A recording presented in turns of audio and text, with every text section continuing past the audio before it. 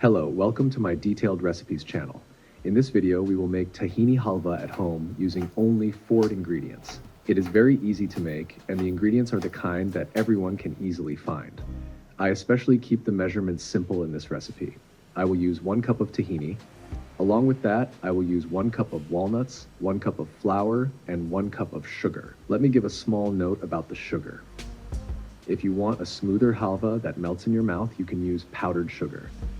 As for me, I like that traditional texture that can be felt slightly while eating, so I use regular granulated sugar. This way, a very slight crunch forms inside the halva. You can see the pure sesame oil that has accumulated on top of my tahini. I will use this oil together with the tahini instead of pouring it away, because an important part of tahini's flavor is contained in this natural oil. Therefore, I mix the tahini well and fill the cup together with its oil. Additionally, I will use about 2 tablespoons of cocoa powder to make half of it chocolate flavored. These are the ingredient measurements. If you want to make less, you can use a smaller cup. If you want to make more, you can measure with larger cups while keeping the same ratios. There is no need to calculate grams in this recipe. The important thing is to measure all the ingredients with the same cup. Now let's prepare the walnuts. I place the walnuts into a bag and lightly crush them with a rolling pin. They should not become completely powder-like. I want some larger pieces to remain because the walnut pieces add a separate flavor when eating the halva. Now I place my stainless steel pot on the stove and turn the heat to the lowest setting. It is important to be patient at this stage because we will roast the flour slowly. I pour the flour into the pot and start stirring. We will dry roast the flour without adding any oil. The roasting process will take approximately 10 minutes. You can even set a timer if you like. At this stage, it is very important to stir continuously. If you leave it unattended even for a few minutes, some parts of the flour may roast too much and develop a burnt taste. Therefore, I keep stirring constantly with a wooden spatula or wooden spoon. The aroma of the roasting flour will gradually begin to change. The raw flour smell will disappear and be replaced by a light, nutty, roasted aroma. This is one of the best signs that we are on the right track. By the way, if you find this recipe useful, you can support me by liking the video, friends. On this channel, you will find not only dessert recipes, but also hundreds of detailed recipes, ranging from doner and kebabs to meatballs, homemade bouillon, pastries, and traditional Turkish cuisine. If you enjoy this type of recipe, be sure to check out my other videos as well. I'm sure you will find many different flavors that interest you. Now let's continue making our tahini halva. Now we add our sugar.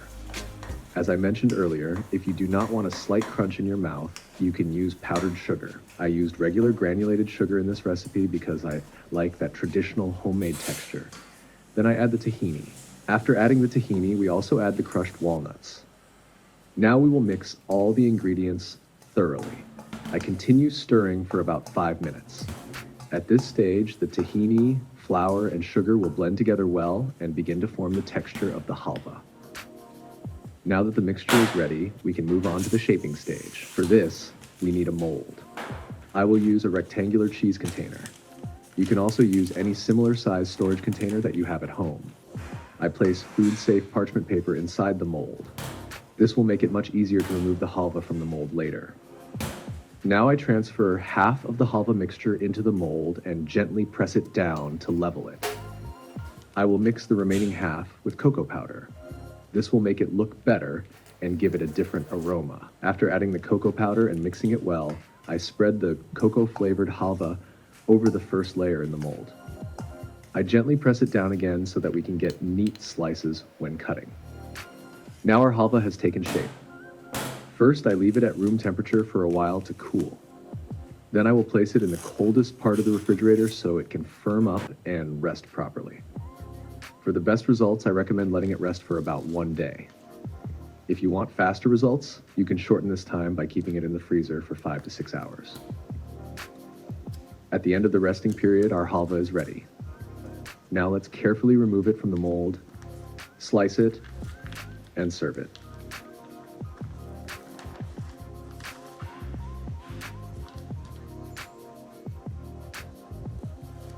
Looking at the texture, I can say that it is a little soft. If you want a firmer halva that is easier to slice, you can increase the amount of flour slightly. Adding about half a cup of extra flour will give it a denser texture. Of course, this may also vary depending on the consistency of the tahini you use. Now let's taste it. It turned out really delicious. The aroma of the tahini, the crunchiness of the walnuts, and the light flavor of the cocoa layer complement each other very well. Moreover, it contains no additives, preservatives, or extra ingredients of unknown origin.